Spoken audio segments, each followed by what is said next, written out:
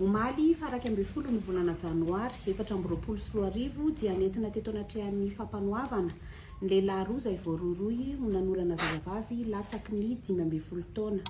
Mikasika ny tranga voalohany dia tena tao madinika no niseho ka raha hitan'ilay mpanao heloka fa nirenireny ilay zaza 13 taona izay tsy dia salama saina dia nitaritiny nody tany an-tranony ary nanaovany filandratsiny.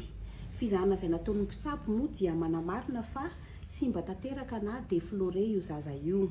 Nalefa eny amin'ny centre avokoa eny Ambohidratrimo moa izazy io izay tsy misy mpiano sady tsy manana fianakaviana. Mikasika ilay tranga faharoa kosa dia teny saripody no niseho ka rehefa nilalao teo tokotany ilay zaza dia nentin'ilay voapanga nakany an-tranony ary naboridany sy nadabony teny amin'ny seza. Toy ilay seho voalaza teo aloha teo ihany dia no amarin'ny mpitsabo araka ny certificat médical izay mitranga fa simba tanteraka ihany koa ilay zaza. Fampanoavana moa dia nitaky ny famonjana ireo lehilahy roa ireo eny amin'ny fonjam-bentsefa ka eny izy ireo no iandry ny fotoam-pitsarana azy ireo. Marihana fa asa an-terivozina mandritra ny fotoana voafetra 5 taona ka hatramin'ny 20 taona ny sazy miandry ireo voapanga ireo araka ny voalazan'ny andininy faharoa amby 30 sy 700 amin'ny fehezan-dalàna famaizana. Tsy indrina ombeny fa tafiditra ao anatin'ny politika penal vaovao izay napetraky ny ministeran'ny Fitsarana, ny fanolanana sy ny fihetsika rehetra heverina fa mamoafady izay voatondro sy fahaizan'ny andininy fa 30 sy 700 ao amin'ny fehezan-dalàna famaizana sy ny manaraka.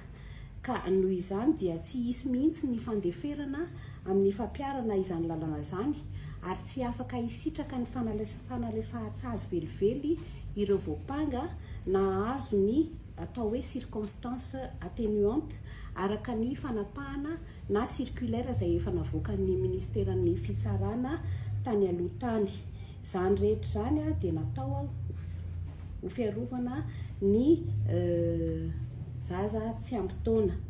Koa eto izany dia manentana sy mampitandrina ireo rehetra izay mbola mini mandika izany lalana izany fa hoentitra ny fitsarana. Raha jerena tokoa mantsy ny antotanisa dia nanomboka tamin'ny fidiran'ny fitsarana tamin'ny voalohan'ny volana janoary ny makaty dia efa 12 ny antota taratasy mikasika ity resaka fanolanana ity niakatra teto anatrehan'ny fampanoavana ary niditra ponja avokoa ireo voapanga rehetra. Mitoroka izany ilay olona, misy mandeha mitoro mihitsy dia misy mitoroka. Ny fanaraha-masony ireny izany dia andraikitra izay isahan'ny mpitsara ny zaza tsy ampy taona. Zareo ireny izany dia midina matetika eny amin'ireny centre ireny manara-maso ny fitaizanan'ireny zaza ireny. Efa miasa koa izany ny olona manantona ny ety amin'ny birao-panjakana, manantona polisy ny gendarme mitoroka an'ilay izy fa io izany zavatra tranga efa nisy ihany tamin'ny raha totanisa izany amenanareo tamin'ny taona 2024 520 sy 500 ny antota taratasy tonga teto anatrehan'ny fampanoavana.